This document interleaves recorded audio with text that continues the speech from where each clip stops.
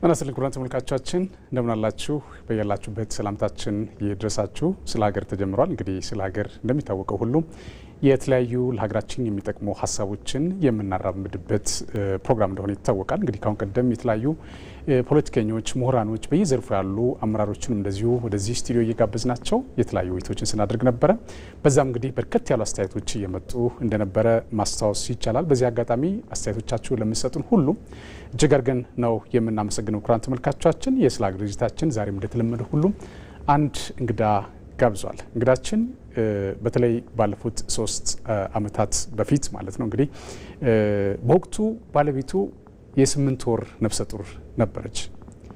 በዚህን ጊዜ ነው እንግዲህ ባለቤቱ ጥገኝነት ጠይቃ ወደ አካባቢ ስትሄድ ወይ ደግሞ ከሀገር ለቃ በምትሄድበት ሰዓት እሱ ወደ ትግል የገባው ማለት ነው። ከዛ ባለፈ እንግዲህ በጎንደር ዩኒቨርሲቲ መምህር ነበረ። መምህርነት ብቻ ሳይሆን ወደ 3 ዲግሪዎች አሉት። ሁለቱ ማስተርስ ዲግሪ ናቸው። አንደኛው ደግሞ የመጀመሪያ ዲግሪ ይዞ ይሰራ የነበረ ግን ደግሞ በተለያየ ምክንያት የፋኖ አደረጃጀትን የተቀላቀለ ግለሰብ ነው ዛሬ የጋበዝኩት። የዛሬ እንግዳችን ረዳት ፕሮፌሰር ኢያሱ አባተ ይባላል። ከሳት ጀምሮ እንግዲህ በርከት ያሉ መረጃዎችን ያነሳን ቆይታን የምናደርገው ክቡራን ተመልካቾቻችን፣ እንደሚታወቀው በተለያዩ የሀገራችን አካባቢዎች ያሉ እውነታዎች ምንድናቸው ስንል ካሁን በፊት በተደጋጋሚ ስንጠይቅ ነበር። ዛሬ ደግሞ እስኪ ወደ አማራ ክልል እንሄዳለን። አማራ ክልል ያለው ወቅታዊ ሀገራዊ ሁናቴ ምን ይመስላል የሚለው ነገር እንዳስሳለን። በተለይ ከዚህ ቀደም ሲል ከጠቀስነው አደረጃጀት ጋር ተያይዞ ያሉ እውነታዎች ምንድናቸው፣ ህዝብ ውስጥ በምን ልክ ነው የሚያውቃቸው የሚሉ ነገሮች ይነሳሉ። እሱ ብቻ አይደለም እንግዲህ በቅርቡ የህወሓት ቡድን አሊያንስ ወይ ውህደት ፈጥረናል በሚል በተለያዩ የሀገሪቱ አካባቢዎች ትንኮሳዎችን ለመፍጠር እንቅስቃሴ እያደረገ እንዳለ በተደጋጋሚ የተሰማ ያለበት ሁናት ያለ። በተለይ ደግሞ ካሁን ቀደም እንግዲህ እጃቸውን ለመከላከያ ሰራዊት ሰጥተው መከላከያ ሰራዊትም እንግዲህ መክሮና ገስጸው ከለቀቃቸው አንዱ አምባሳደር አዲስ አለም ባሌማ ከሰሞኑ አንድ ሀሳብ አውጥተዋል። በእርግጥ ሰፋ ያለ ነው፣ ነገር ግን ለዚህ ውይይታችን የሚጠቅመው ጉዳይ አንስተን የምንወያይ ነው የሚሆነው። ክቡራን ተመልካቾቻችን እንግዲህ ቀደም ሲል ያነሳዋቸውና በርከት ያሉ ጉዳዮችን ያነሳን ቆይታ ነው የምናደርገው። አብራችሁኝ እንድትሆኑ ከወዲሁ ጋብዛችሁ እኔ ቴዎድሮስ አለማየሁ ከመላው የስቱዲዮ ባለሙያዎች ጋር በጋራ በመሆን ነው። አብራችሁ ነው። ረዳት ፕሮፌሰር እንኳን ደህና መጣ። ያው ወጣት ስለሆን አንተ ልልህ እገደዳለሁ ማለት ነው። አመሰግናለሁ። እንኳን ደህና ቆያችሁ። በጣም ጥሩ። እንግዲህ ካሁን ቀደም የካፕቴን ማስረሻን እንግዲህ ኢንተርቪው አድርጌ ነበር። እውነት ለመናገር በርከት ያሉ ሀሳቦችን አነስተን ነበረ። በተለይ የአማራ ሕዝብ ምን አይነት ችግር ውስጥ እንዳለ በተለይ ታገልልሃለሁ ብሎ የሚለው በምን ልክ ዋጋ እያስከፈለው እንዳለ የተለያዩ ሁኔታዎች መነሻ አድርጎ ያብራራልኝ ነበር። ዛሬም እንግዲህ ከዛው ከነበረው ትግል ወጥተህ በስክሪፕቶ ለመታገል ወደዚህ ወደ መሀል የመጣበት ሂደት አለና በዚህ አጋጣሚ አንተንም ሌሎችንም የሚመጡት አካላትን ማመስገን ያስፈልጋል። የሀሳብ ልልና መርጣችሁ ኢትዮጵያን ለማዳን ቆርጣችሁ ስለመጣችሁ በዚህ አጋጣሚ እኔ በተመልካቾቼና በራሴም ስም ለማመስገን እወዳለሁ።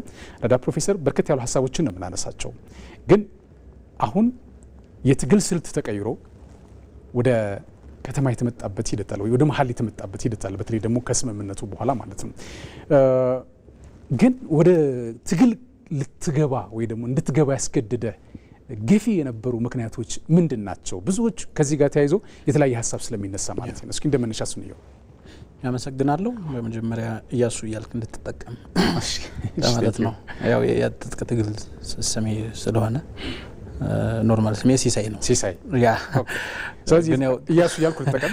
ረዳት ፕሮፌሰሩን ላቆየው። ኢያሱ ያ ሌሎቹ ነገሮች አንተ በገለጥካቸው መንገድ ያው አካዳሚክ ተቋም ውስጥ ነው የነበርኩት። እኔ ጎንደር ዩኒቨርሲቲ ከዚያው ነው የተማርኩት፣ ከዚያው ነው ማስተማር የጀመርኩት እና በአጭር ጊዜ ነው የምችለውን ለመማር እዚያም በላይ በዚህ በአካዳሚክ ዘርፉ የራሴ ደርስባቸዋለሁ የምላቸው ብዙ እቅድ የነበረኝ በኋላ ያው ወደዚህ ወደ ትጥቅ ትግል እንድንገባ ያደረጉን ገፊ ምክንያቶች እኔንም ፐርሰናሊ ማንም እንደወጣ አስገድዶኝ ገፋፍቶኝ ወይም የተለየ ፐርሰናል ጫና ኖሮብኝ አይደለም።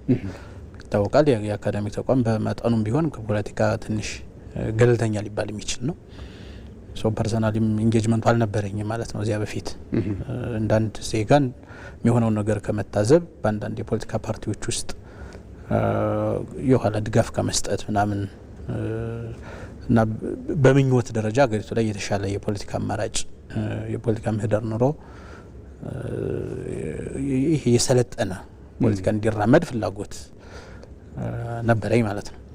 ሶ የትጥቅ ትግሉ ጋር በተያያዘ ያለው አብዛኞቹ መሰረታዊ ጉዳዮች ወደ ኋላ በህወሓት የሚመራው የነበረው ኢህአዴግ ጊዜ ሲንከባለሉ የመጡ ጥያቄዎች ናቸው እና አብዛኞቹ በለውጡ መንግስት ይፈታሉ ተብሎ የታሰቡ ማለት ነው። ሶ እነሱ ሳይሆኑ ሲቀሩ ይሄ መኮረፍ አይነት ነገሮች ነበሩ። ወዳው እንግዲህ ወያኔ የጀመረችው ጦርነት በሰሜኑ የሀገራችን ክፍል በጣም እንትን ሆነ። ሰው አማራው በዚያ ውስጥ ደግሞ ከድንበር ከመገናኘት ማኳያ ከሌሎችም እንትኖች ስጋቶች ወያኔ በማኒፌስቶ አማራ ጥላቴ ነው ብላ የተነሳች ስለሆነ በዚያ ላይ መንግስት የወሰዳቸውን እርምጃዎች ፋይናሊ በእነዚያ ማኩረፎች ነበሩ ማለት ነው። የፕሪቶሪያው ስምምነትን አፈጻጸሙ ህወሓት ትጥቅ ሳይፈታ ለምንድን ነው ፋኖም ሌላውም አማራ አካባቢ ያለው ታጣቂ ኢንክሉዲንግ የልዩ ኃይሉ የሚበተን ሚል ጀኒውን ጥያቄዎች ነበሩ። ግን ጥያቄዎቹ የተስተናገዱበት መንገድ ደግሞ በተለይ ክልሉ አካባቢ የነበረው አመራር በወቅቱ ጦርነቱ እንዲጀመር ፍላጎት እንዳለው የተረዳ ነው በኋላ ነው። ቢኮዝ ልዩ ኃይሉ ሲበተን የሚያውቀው ተበትኖ የትም እንደሚሄድ ነው። ኦሪንቴሽን በአግባቡ አልተሰጠውም። ደብዳቤዎች ነው ቀድመው ነው ሲወጡ የነበር ከክልል ቢሮዎች አካባቢ። ሶ የታጠቀ ኃይል ነው መሳሪያው እንደያዘ ነው የተበተነው ወደ ያጫካው ነው ማለት ነው። ልዩ ኃይሉም ሌላውም ኤሊቱም ጭምር ይሄ ነገር እንድንጠፋ ተወስኗል ማለት ነው። ያው በየቦታው በኦሮሚያ አካባቢም በሌላም የነበሩ ግድያዎች፣ መፈናቀሎች ምናምን ነበሩ። አዲስ አበባ በዚህ ከኮሪደር ልማት ጅማሮ ጋር ተያይዞ የሚነሱ እንትኖች አሉና አብዛኛው ያው ከወያኔ ጋር የሚያያዝ ነው ማለት ነው። ከማረሚያ ቤት የነበሩት ሰዎች ሲለቀቁ ጀምሮ የነበረው እንትን ግልጽ አይደለም የመንግስት አሰራር። ሶ ሪሊ እንደምንፈልገው የለውጥ አካል ሊሆን አይችልም የሚል ግምገማ ውስጥ ደረስን ማለት ነው። በተጨማሪ በአማራ ክልል እንግዲህ በዚህ በፍትህ ስርዓቱም በሌሎቹም አንዳንድ ያልጠሩ ነገሮች ነበሩ። ኢንክሉዲንግ እንግዲህ የክልል ፕሬዚዳንት የተገደለበት ነው። በዚህ በኢትዮጵያ የዘመናዊ ታሪክ ከፍተኛ አመራሮች ኤታማዦር ሹሙን ጨምሮ ያን ሰኔ 15 አካባቢ የተፈጠሩት ችግሮችም ክልሉ ላይ ነገሮች ጠርተው እንዳይሄዱ ተጠያቂነት እንዳይኖር ብዙ የሚደበሰበሱ ነገሮች ነበሩ ማለት ነው። ሶ እነዚህ ፌዴራል መንግስቱም እያደረገ እየሄደባቸው ያላቸው መንገዶች ልክ ናቸው አይደሉም የሚል ከፍተኛ ብዥታ እንዳለን እነዚህን የሚመስሉ በጣም ኢሚዲየት እንትኖች ሲጨመሩ የትጥቅ ትግሉ አካል ሆነናል ማለት ነው።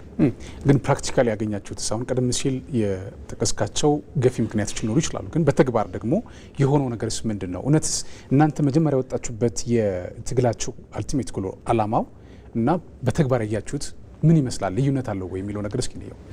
እሱ እንግዲህ በሁለት ነው እኔ የምከፍለው። አንደኛው ከትጥቅ ትግል እኛ እንደጀመርን የመጀመሪያው 6 በጣም ይበዛ እስከ 10 እስከ 12 ወር የመጀመሪያው 1 አመት ማለት ነው።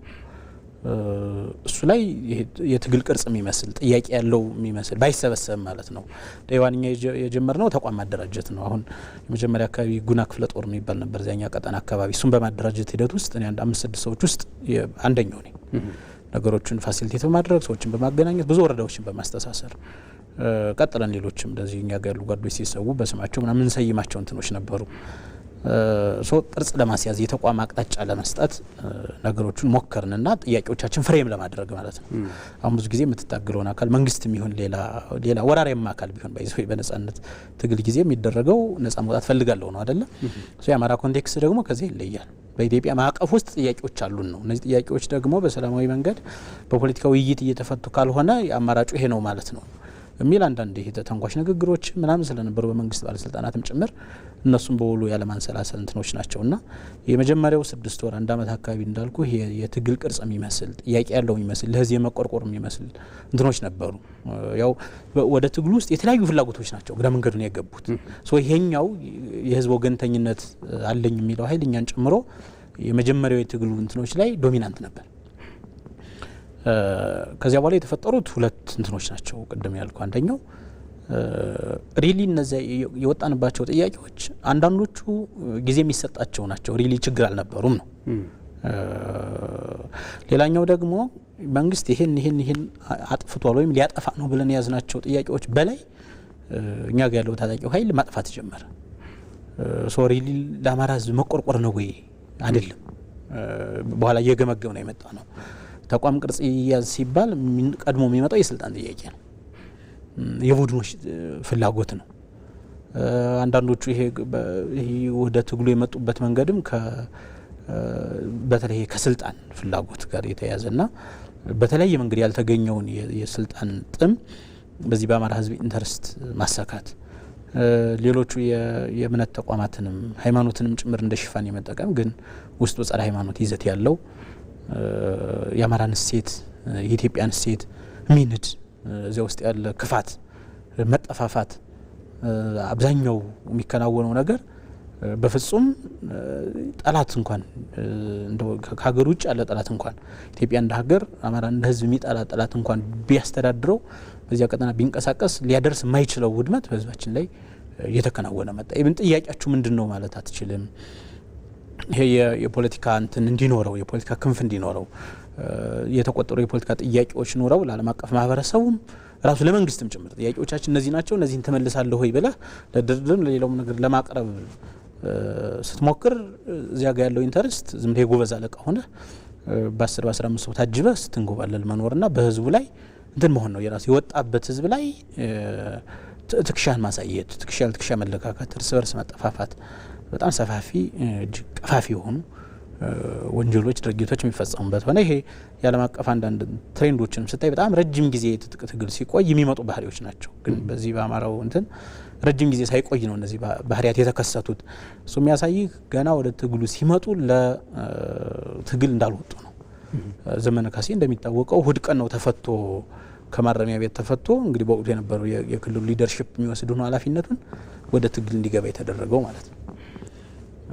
አብዛኞቹ እንደዚህ ናቸው። ከማረሚያ ቤት ከተለያየ ወንጀል ይሄ ሰው ገድለው በጫካ የነበሩ ምናምን በደረቅ ወንጀል የሚፈለጉ የነበሩ ሰዎች ስለነበሩ ለውይይት እዚያ ውስጣዊ ውይይት የውስጣዊ ዲሞክራሲ ለመለማመድ እንኳን ነገሩ ምቹ አልነበረም ማለት ነው። ካለ የምትሰነበተው በእግዚአብሔር ቸርነት ከዚያ በታች ባለ ጡንቻ ነው እዚያ ውስጥ እንጂ ማንም የሀሳብ ልዕልና ያለው ሰው ማንም ቀና የሚያስብ ሰው የተወሰነ ደግሞ እውቀት አለኝ ንባብ አለኝ ብሎ ሊያስረዳ ሊመክር አቅጣጫን ያዝ ብሎ የሚከራከር ከሆነ እንዲሞት ነው የሚደረገው ማለት ነው በየትኛውም መንገድ። በዚህ መንገድ በተለይ ይሄ ለህዝብ ነው እውነት ለህዝብ መስሏቸው ይሄ የኛን ጊዜ ትንሽ እንኳን ቆይተው ሳይሆት መጀመሪያ አካባቢ ብዙ እንትኖች አርበኞች እንዲያልቁ ሆኗል ማለት ነው። ያ የተደረገው በራሱ በውስጥ የመጠላለፍ የምቀኝነት እና በጣም በአስቀያሚ ሴራ ሁሉ እውነት ለመናገር አፍተር ኦል ምንድን ነው የሚደረገው? ለአማራ ህዝብ ያመጣለት ያለው ጥቅም ምንድን ነው? ታጋዩ እርስ በርሱ የሚተያይበት መንገድ ምንድን ነው የሚለው ነገር መገምገም ነበረብን። ከአማራ ፋኖ ህዝባዊ ድርጅት ምስረታ ጊዜ በኋላ እነዚህ አሁን ያልኩ ገሀድ እንትኖች ግልጥ ብለው የወጡበት ነው። ከዚያ በፊት ያው በየክፍለ ሀገሩ አለ የፋኖ አደረጃጀት አንድ አማራዊ ተቋም ይፈጠር በሚል ሽፋን ብዙ አልታወቁም ነበር። የአማራ ፋኖ ህዝባዊ ድርጅት ከተመሰረተ ጊዜ ጀምሮ ግን ቅዱስ ቀውስ ተብሎ በአማራ ፋኖ ህዝባዊ ድርጅት አመራሮች ከእስክንድር ነጋ ጀምሮ እስከ ታችኛው አመራር በሁላችንም ላይ የግድያ ዝርዝር እንትን ነው የወጣው ማለት ነው። ይሄን ያደርገው ማን ነው? ከዚያ ድርጅት አፈንግጦ የወጣው የነዘመነ ግሩፕ በኋላ ፋባ ብሎ የተደራጀው ማለት ነው። ያው መንፈሱ በዚያ ይኖር እንጂ በሁሉም አይነት የታጋዩ መንፈስ አብዛኛው እንደዚህ ይታወቃል። በማይገባ ይሄ ቀበሌ ጥቅማ ጥቅም ቀረጥ ኬላ በመጣል አካባቢ ላይ ከማህበረሰቡ እንትን በመሰብሰብ ይሄ ቆሎ ነገር ጥራጥሬ ሳንቲም እንትን በማድረግ የኔ ቀጠና ነው የሚል እንትን ይላልና እኛ አሁን ከኢትዮጵያዊነት ወርደን እንደ አማራ ተደራጀን ኢትዮጵያዊ የብልጽግና መንግስትን ገጠምናል። ያም ሄዶ ቀበሌ ላይ ሁሉ አይቆም እንትኑና ምንድነው ማድረገው እዚህ ውስጥ የሚል አንድ ጤነኛ የሚያስብ ሰው እንትን ይጠይቃል። ራሱ አይደለም የአማራን ጥቅም ለማሳካት ትናንት ታውቀው ከነበረው ወንድምህ ጋር እንድትጋደል የሚጋብዝ ፕላትፎርም ነው ኦልሬዲ እዚያ ጋር የተዘረጋው ማለት ነው። የአማራ ፋኖ ህዝባዊ ድርጅት የኢጋድና የአፍሪካ ህብረት ሌሎችም የቀጠናዊና ዓለም አቀፍ ተቋማት ባሉበት ነገሩን ወደ ድርድር እና በሰላም መቋጨት በማህበረሰቡ ላይ እየደረሰ ያለውን ይሄ ሰብአዊ ውድመትም የቆስም ሌሎች ነገሮችንም ግንዛቤ ውስጥ በማስገባት እንደዚህ አይነት ሂደት ተጀመረ።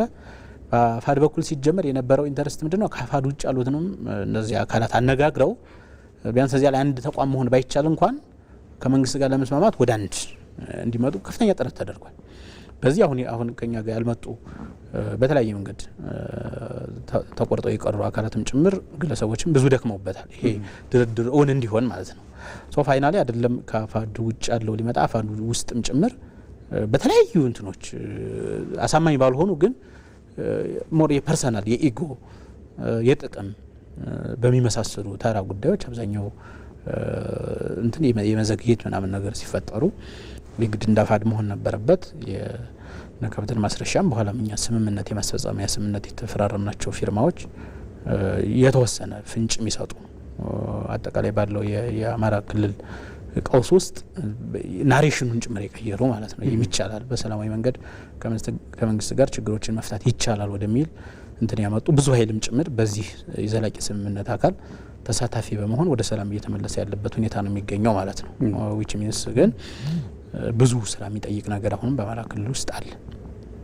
ከተወሰነ ጊዜ በኋላ ቅድም እንዳልኩ ኒርሊ ከአንድ አመት በኋላ ትግሉ ራሱን የቻለ የቡድኖችና የግለሰቦች የጥቅም ማስፈጸሚያ ስለሆነ ከዚያ ጥቅም እናጠባለው ብሎ የሚያስብ አካል በዲያስፖራም መስመር ያለው ሊሆን ይችላል፣ ከሌሎች ሀገራትም ጋር መስመር ያለው ሊሆን ይችላል፣ ከሀገር ውስጥ ሸማቂ እና ፈንጋጭ ቡድኖችም ጋር እንትን ያለው የየራሱ መስመር የቡድንም የግለሰብ መስመሮች ስላሉ ሰፊ ስራዎች ወደፊትም ጭምር ይጠብቁናል ማለት ነው። እኔ መረጃዎችን ሳገላብጥ እንዳዩት ነገር ነበረ ረዳ ፕሮፌሰር ምናልባት ኦፍ ኮርስ ያስበል ይላል ምንድነው አሁን እስካሁን ወደ 33000 የሚሆኑ የዚህ ቡድን ታጣቂዎች በተለያየ መንገድ የሰላም አማራጭ ተቀብለው በተለይ ደግሞ መንግስት ያደረገውን ጥሪ ተቀብለው እንደመጡ ይገለጻል። እንግዲህ አንተም ወደዚህ ወደ ሰላም አማራጭ በምትመጣበት ሰዓት ከስምምነቱ በኋላ ማለት ነው ወደ 850 ሰዎች ይዘህ እንደመጣ አሁን ቅድም ስትገልጸው እንደነበረው ደግሞ ቀሪ ሰዎችም እንዳሉ ስትገልጽ ነበር። አሁን ቀድማችሁ ስትወጡ የነበረው ማለት ዋና አላማችሁ ቀደም ሲል የጠቀስከው ሆኖ ሲያበቃ በአንጻሩ ግን እነዚህ በርከት ያለ ቁጥር ያላቸው የዛው የትግል አካል የነበሩ ሰዎች ደግሞ አብረዋችሁ የተመለሱበት ሂደት አለና ሌሎች የሚመጡ ያሉ ሰዎች እንዳሉ እንግዲህ መረጃው ሳጣራ ደርሼበታለሁ። ከዚህ አንጻር አሁን እዛ ያለው ቡድን ያለው ቁመናው ምንድነው የሚመስለው? ምክንያቱም በተለያየ አጋጣሚ በተለያየ ቦታ በተለያየ ትንታኔ የማይመስሉ ነገሮችም እየተሰማ ስለሆነ እውነታው ምንድነው? እንግዲህ እዛው ነው የነበርከው አንተም የትግሉ አካልም ስለነበርክ ቁመናው ምን ይመስላል የሚለው ነገር እስኪ አይ ምንድነው አሁን ባለው ሁኔታ እውነት ለመናገር እኔ አሁን ይሄ የብዛት የማነስ የመብዛት ምናምን ጉዳይ አይደለም። አንድን ትግል የሚያስመስለው ኦር ህዝብ ውክልና አለኝ የሚል አካል ትክክለኛ ቁመና ሊኖረው የሚችለው በህዝብ ጥቅም ላይ እስካልተረማመደ ድረስ ነው። እኔ አሁን የሚታየኝ ነገር በፍጹም ለአማራ ህዝብ በፍጹም ማለት ነው የሚጠቅም ነገር የያዘ ቡድን የለም። የሚጠቅም ነገር መስሎት የወጣና ያልገባው ግን አለ። ያልገባው ኃይል አለ እዚያ ውስጥ አላማው የራሱ አላማ ገብቶት የራሱንና የቡድኑን ጥቅም ለማስፈጸም ይሄዳል። በስሜትና በተለይ በዚህ ከዲያስፖራ አካባቢ ትእዛዝ የሚቀበሉ ወንድሞች አሉ። በቃ እንዲያድግ ሚዲያ ላይ የታየውን እንትን ይላሉ፣ ፎቶቸው ሚዲያ ላይ ይለጠፋል፣ የሆነ ነገር ይደረግላቸዋል። በቃ አሁን አብዛኛው እኮ በነገር ላይ በቁሙ እንትኑን ሁሉ ይሄ የሚያሸልል የሚያዘፍን ምናምን ነው አርቲስት እንትን እያደረገ አርቲስት ሎካሊ እየቀጠረ በቁሙ እየተዘፈነለት የሚያይዝ የሚሸላለም እንትን የሚያደርግ ማአት ነገር ዓለሙን ጨርሷል ኦልሞስት እዚያ ላይና ሌላ ፍላጎት ሁሉ ያለው አይመስልም። በአማራ ጥቅም ላይ የቆመ እውነት ለመናገር ያልገባቸው እንዲገባቸው ብቻኛ እንደ አንዳንዶቹን አገላለጻቸውንም ምናምን ጄኒውን ለመሆን እንገደዳለን እንጂ በብዙ እንትን ተርሞች ሊገለጥ የሚችል የአማራን ህዝብ በኢኮኖሚ በማህበራዊ ህይወት በስነ ልቦና ጭምር አሁን ከአድማ ብተና ከመከላከያ ወር ከሚኒሻ ጋር ገጥሞ ሁሉ አይደለም። አንድ እናት ፋኖ ውስጥ የተቀላቀለ ልጅ ቢኖራት ማን እንደሚገለው ሁሉ አታውቅም ማለት ነው። እርስ በርሱም ጭምር ያለው እንትና ጥይት ተኩስ ሲተኮስ ቦታዎች ብዙ አይመረጡም ምናምን ባገኘበት ጀግና ለመባል በከተማም ላይ በምንም ሂዶ ይተነኩሳል። ከመከላከያ ጋር ያ ተኩስ ይነሳል። በዚያ መሀል በተኩስ የሚጠፋው ኃይል ብዙ ነው፣ ንጹሃን ጭምር። ይሄ ሁለቱም ኃላፊነቱን አሳይመንቱን የሚወስድ ሆኖ ግን አጠቃላይ ለአማራ ህዝብ አሁን እዳ ነው የሚታየኝ ነገር። ቅድምም ይዘናቸው ወጣናቸው ካልኩ ጥያቄዎች ጋር የህልውና አሁን ትጥቅ ሊፈታ ነው አማራ ምናምን ነበር አይደለም መቀስቀሻችን የነበረው ረጅም ጊዜ። አሁን ትጥቅ እያስፈታው ያለ እኮ አማራ ነው ህዝብ ነው፣ ያ ታገኝ ነው። ታገላታለሁ የሚለው የሆነ ቀበሌ ላይ አንተ ወጣህ እያደራጀህ ከሆነ መጀመሪያ የሚጀምረው ቀበሌው ላይ ያሉ መሳሪያዎችን በመሰብሰብ ነው። እንግዲህ ይሄ መሳሪያ ጋር ያለው አታችመንት የአማራ ህዝብ በጣም እንትን ነው። የአባቴ ምናምን እያለ ሲወርድ ሚዝ ደግሞ የሆነ በሬውን ሽጦ ጨምሮ መሳሪያውን ከሚመጣው ዘመን ጋር እያዘመነ ለመያዝ የሚሞክር ማህበረሰብ ነው። ያን ነው መጀመሪያ ለቃቅሞ ሽጦ በወንድሙ ወር በምናምን ስም ከተማ ላይ የሆነ ነገር ይገዛል። ሶ ዚያ ታጋይ መስሎ ደግሞ በየ3 ወሩ ግብር እየተቀበለ ይቀጥላል ማለት ነው። ሶ የአማራ ህዝብ እዳ ነው እዚያ ውስጥ ያለው ነገር። ምንም እንኳን አሳይመንቱ ድርሻውም የሁሉም የሚመለከተው አካል ሁሉ ቢሆንም እንደንተን ግን አሁን ያለው ሁኔታ በፍጹም ለአማራ ህዝብ ተስፋ አይደለም። በዚህ ከቀጠለ ትንሽ ነገሮች ሁሉ ፈታኝ ነው ሊሆን የሚችሉት። በጊዜ ሂደት ህዝብም ራሱ ይሄን ኃይል ለመታገል የሚገደድባቸው እንትኖች ይመጣሉ። አሁን ትልቁ ነገር ምንድነው መስለህ እያሱ ማለት ለምሳሌ የቲፒኤልኤፍን ጉዳይ እናንሳው። ብዙ ጊዜ ማለት እንደነዚህ አይነት ነገሮች እንዲፈጠሩ ትልቁ የጀርባ አጥንት ህወሓት ነው ተብሎም ስለሚታሰብ ማለት ነው። ቀደም ሲል እንደጠቀስክልኝ እንግዲህ የአማራ ህዝብ ጥያቄ መሰረታዊ ጥያቄ ካለም ያ ጥያቄ እንዳይመለስ ያደረገው ራሱ ቲፒኤልኤፍ በተደጋጋሚ ሲያደርጋቸው ከነበሩ የፖለቲካ ሴራዎች ውጤት እንደሆነ በርከት ያሉ ነገሮችን አንስተህ ስታስረዳኝ ስለነበረ ቲፒኤልኤፍ ብዙ ጊዜ እንግዲህ ለ27 ዓመታት መራ። ከ27 ዓመታት በኋላ እንግዲህ 3 ዓመት እንደዚህ የሚሆን ደግሞ ትግራይ አካባቢ ያለውን ነገር ሲመራ የነበረበት ሂደት ነበረ። በአንጻሩ ግን እነዚህ በተለይ ላይ ሆኖ የሚንቀሳቀሱ አካላት በተለያየ ወንጀል የሚጠረጠሩ እንደሆነ በተደጋጋሚ እንሰማለን። ምናልባትም ከነሱ ከመጡት የስራ አስፈጻሚ ኮሚቴ አባላትም ራሱ በዚህ ረገድ በደንብ ሰፊ የሆነ ማብራሪያ ሲሰጡ ነበር። ሶ ጥፋታቸውን ለማጣፋትና በዛ ተጠያቂ ላለመሆን ይሄ እንደዚህ አይነት ትግል አማራጮች የሚጠቀሙበት ሂደት እንዳለ አይተናል። ቲፒኤልኤፍም አንዱ ማሳያው እሱ እንደሆነ በተደጋጋሚ እያየን ስለመጣን ማለት ነው። የቲፒኤልኤፍ ጉዳይ እንመለስበታለን። ከዚህ ጋር ተያይዞ አሁን ላይ አማራ ክልል የሚንቀሳቀሰው ይሄው ቡድን ነፃ ያልወጣ ነፃ አውጪ ነው ብለን ማለት እንችላለን። ጥሩ አገላለጽ ነው። አይዞኝ ነፃ ያልወጣ ነፃ አውጪ የሚወደድ ተርም ነው። ለምን ታውቃለህ? አንደኛ ከግል ፍላጎቱ ነፃ አልወጣም። ከግል ፍላጎቱ አሁን ሰማው አንተ ለህዝብ ነው የምታገለው ስትል አቶ ኢንዶፍ ዘዳይ የሆነ የምታሸንፍ ከሆነ የሆነ ኃላፊነት ምናምን ቢኖር የሚገርም አይደለም። እነዚህ ሰዎች ግን አንዳንዶቹ ቴዎድሮሳውያን የምትላቸው አይነት በቃ ይሄ ዘመኑ አልቋል ምናምን እያሉ መመኑን በየአጥቢያው ውስጥ ለውስጥ የሚያስፈራሩና እነሱ ነገስታት ሊሆኑ እንደሚችሉ የሚሰሩ እና የትኛውንም እነሱን የሚመስል ሰው ካገኙ ማጥፋት የሚፈልጉ አሁን ጎንደር አካባቢ ያለ አንድ ሳሚ የሚባል ውርጋጥ ይቅርታ ለቃሉ በጣም እንደዚያ ነው ፊልም የሚደረገው። ገንዘብ የሚሰበሰብለት ከያጥቢያው ይሄ አስራት በኩራት የሚባል ለምእመናን ለቤተክርስቲያን የሚያወጡት እሱ ቀርቶ ለሱ የዲሽቃ መግዣ ምናምን ነው የሚደረገው። እዚህ በተጨማሪ እዚህ ውስጥ እዚያ ቋራ አካባቢ ነው ቤዙ የሚሰራቸው ይሄ የህገወጥ የሰዎች ዝውውር ምናምን እንዳሉ ሆነው ማለት ነው። እንደነዚህ አይነት እንትኖችም ጭምር ይሄን ለምሳሌ ያነሳውትና ብዙዎቹ በዚህ የሚስማሙበት እና የሚሰባሰቡበት በዙሪያው የሚሰባሰቡበት እኛም ጋር ረጅም ጊዜ ይሄን እንድች ለማረም ለማስተካከል ሞክረን ያልተቻለ አንዳንድ ጊዜ መንጋ አስቸጋሪ ነው በመንጋ የሚከር ነገርና በብዙ እንትን ነፃ አልወጣም። ነፃ ያልወጣው አንዱ ከራሱ ፍላጎት ነው። ሁለተኛው የዚህ ሊደርሺፑ በተለይ አሁን ትልቁ ፌለሪቲና መርገምት ያለ ከሊደርሺፑ ላይ ነው፣ የፋኖ አመራር ላይ ነው። ሁለተኛው ከህወሓትም ቅድም ካልነው ከሻቢያም ከሌሎችም ረጅም እጆች ያው መድረስ ስለማይችል ኃይሉ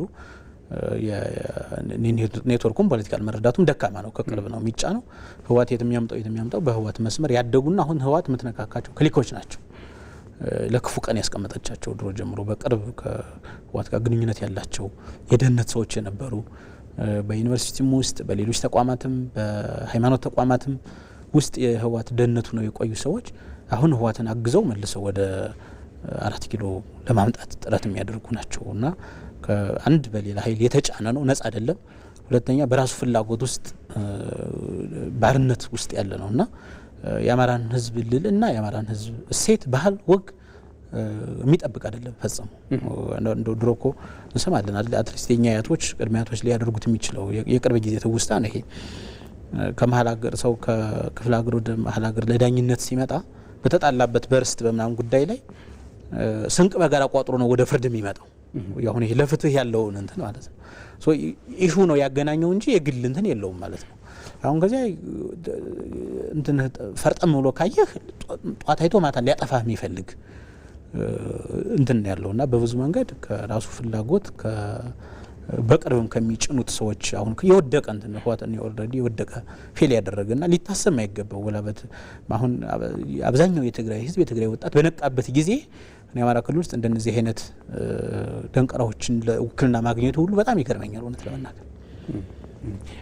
ሌላው ነገር ምናልባት እንድናየው የፈለኩት እንግዲህ የአማራ ክልል አርሶ አደር አውቀዋለሁ እንደ የትኛውም የሀገራችን አርሶ አደር ሰርቶ በላቡ ራሱን ማስተዳደር የሚችል አቅም ያለው ሞራል ያለው አርሶ አደር እንደሆነ አውቃለሁ። እንግዲህ በርከት ላሉ ጊዜያት መንግስትም በተለያየ አጋጣሚ የማዳበሪያም ሆነ ሌሎቹም እንደዚሁ ግብዓቶችን ለአርሶ አደሩ ለማድረስ ጥረት በሚያደርግበት ሰዓት የሚገርመው ነገር ማዳበሪያ የሚቃጠልበት ለአርሶ አደር ግብዓት ሊሆን የሚችሉ ምርጥ ዘሮችም ሌሎችም እንደዚሁ በትክክለኛው ሰዓት ለትክክለኛው አርሶ አደር እንዳይደርስ የሚደረግበት ሁኔታዎችን ስንመለከት ስንሰማ የነበረበት ሁኔታ ያለ። ይሄን ምናልባት ታረጋግጥን ይችላል ማለት ትክክል ነው አይደለም የሚለው ነገር ማለት ነው። ከዛ ባለፈ የቲፒኤልኤፍን ባህሪ ይሄ ነው። በተመሳሳይ ነገራችን ላይ ለህዝቡ መድረስ ያለበት ነገር እንዳይደርስ በማድረግ በተለያዩ የፖለቲካ ሴራዎች ውስጥ ገብቶ ህዝቡን ማስገብቶ ሀገር እንዳትረጋጋ ሰላም እንዳይኖር የማድረግ ነገሮች አሉና በቲፒኤልኤፍና አሁን በምንለው የፋኖ አደረጃጀት ያለው ልዩነት ምንድን ነው? ምክንያቱም አሁን ደግሞ ውህደት ፈጥረናል የሚል ሀሳቦችም የተነሱ ስለሆነ ማለት ነው።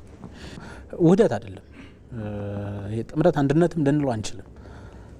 በዚህ በቅድም እንዳልኩ ወደ የአማራ ፋኖ ትግል ሲጀመር የተለያዩ ፍላጎቶች ነበሩ ነው። የተወሰኑ ንጹህ ፍላጎቶች አሉ፣ ስሜት አለ፣ በጣም ከፍተኛ የሆነ ይሄ የመረበሽና ስጋት ውስጥ የመውደቅ ቀጥሎ ደግሞ ህወሓትም ሌሎች አካላትም ያስገቡት ኤጀንት አለ ማለት ነው። የህወሓት ኤጀንት በአማራ ፋኖ እንቅስቃሴ ውስጥ ዶሚናንቱ ነው ወጣ ነው ልለው የምችለው ወይም ደግሞ የሆነ ይሄ አደረጃጀቶችን ምናምን ጠልፎ ለመያዝ ሞከረ። በጣም ሪዚስት ሊያደርጉ የሚችሉ ጀግኖችን የኛ ጓዶች የነበሩ አንዳንዶቹም በሴራም በፊት ለፊት እንትንም አጠፋ። ከዚያ በኋላ በጣም የተሻለ የሚባለው ደግሞ በቃ ይሄ ሜዳ ፍጹም ለሀገሪቱም ለአማራም አያስፈልግም በሚል ከሜዳው ትቶላቸው በዚህ በሰላም ስምምነቱ አማካኝነት ወጣ። ከዚያም በፊት አንዳንዶቹ እየተማረሩ በግልም በቡድንም ወደ መንግስት የሚመጡ ነበሩ። አሁን የ33 ሺህ ቁጥር ነሰርሊ ከአማራ ፋኖ ህዝባዊ ድርጅትና ከአማራ መንግስት ስምምነት በኋላ ብቻ አይደለም ከዚያም በፊት ጭምር ሰፊ ኃይል ሰፊ ቁጥር ሁኔታውን ያየ ለምንድን ነው እርስ በርስ የምንጋደለው እያለ አንዳንዱ ወደ አድማ ብተና ይገባል። ይሄ ባይዘው በዳታ የተያዘው ነው እንጂ አብዛኛው ኃይል ወደ አረብ ሀገር ይሄዳል፣ ከተማ ገብቶ ይቀመጣል ሁሉን ነገር ትቶ። በዚህ መንገድ የረጅም እንትኖችን አሳልፏል እና የቀሩት የግል ፍላጎት ያላቸው የቡድን ፍላጎት ያላቸውና የህወሓት ተላላኪ ኃይሎች ናቸው። አሁን በውጊያ ሞራልም በምንም አንድም ሙቷል፣ ሌላውም ከመንግስት ጋር ተሰልፏል።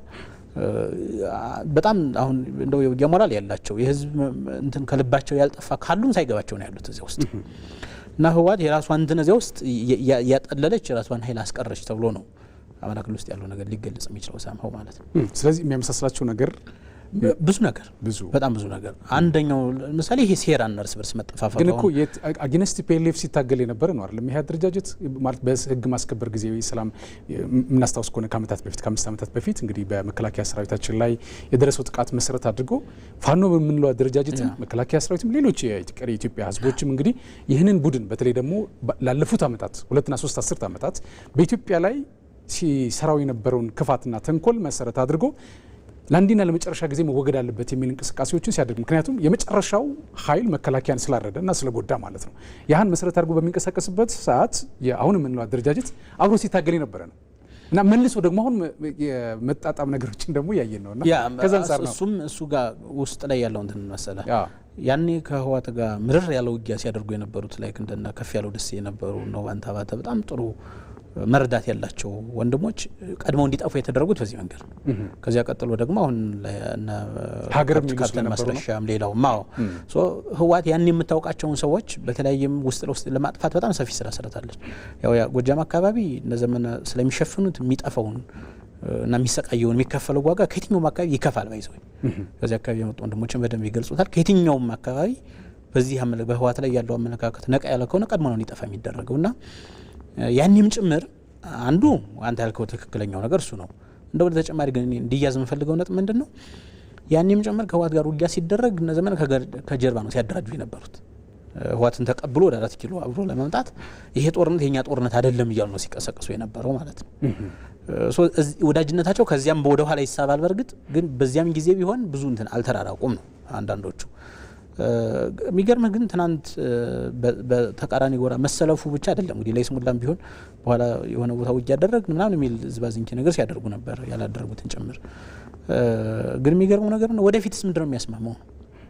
አሁን ህወሓት ፕራይሜርሊ የሚጠይቀው ምንድነው የወልቃይትና ራያ ምናምን ብሎ ነው አይደለ? መሬት ነው የህወሓት ጥያቄ።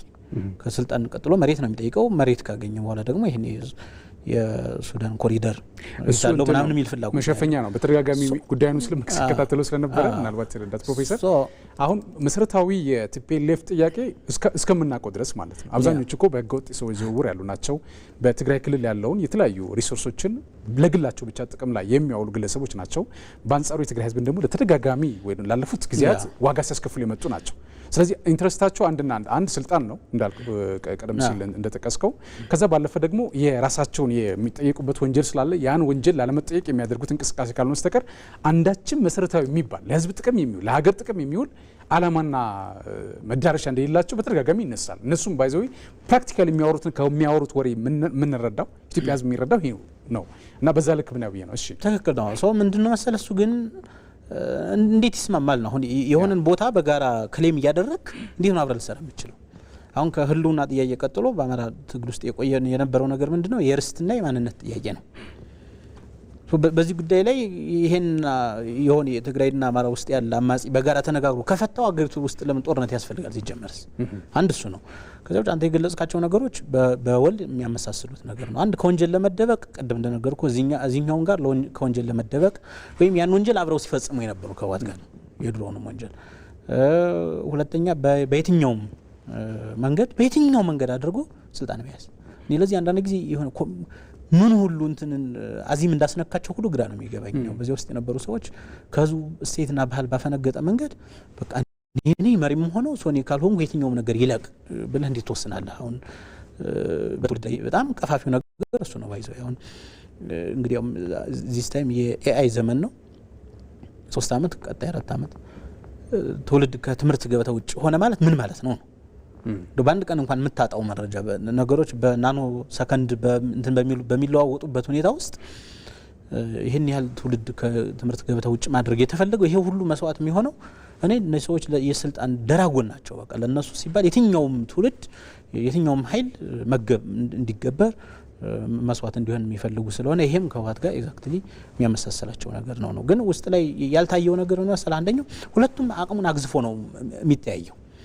አሁን አንድ ተራ ከዚህ ከፋኖ አደረጃጀት ውስጥ አንድን ሰው ብትጠይቅ እንደ ህወሓት አትመጣም ምናምን ነው የሚልህ። ህወሓት ሲመጣ የሆነ ታምር ተፈጥሮ 4 ኪሎ እጁን እዛ የምታስገባው የሚመስለው። ህወሓትን በተመሳሳይ የትግራይ ወጣት የትግራይ ህዝብ ሲነቃባት ይህን የአማራውን ኃይል የምትፈልገው የድርድር አቅሟን ከፍ ለማድረግ ነው ቢበዛ። ሁለቱም ላይ ኤግዛጁሬሽን አለ ነው። በደንብ የተዋወቁ አልመሰለኝም እኔ በተለይ በፋኖ አደረጃጀት ውስጥ ከቀበሌው የሚወጣ ከዚህ አካባቢ ያለውን ዝናና ቅቡልነት ወይም ደግሞ ከሚያገኘውን ጥቅም በላይ ብዙ ርቀት መሄድ የሚፈልግ ብዙ ኃይል የለም።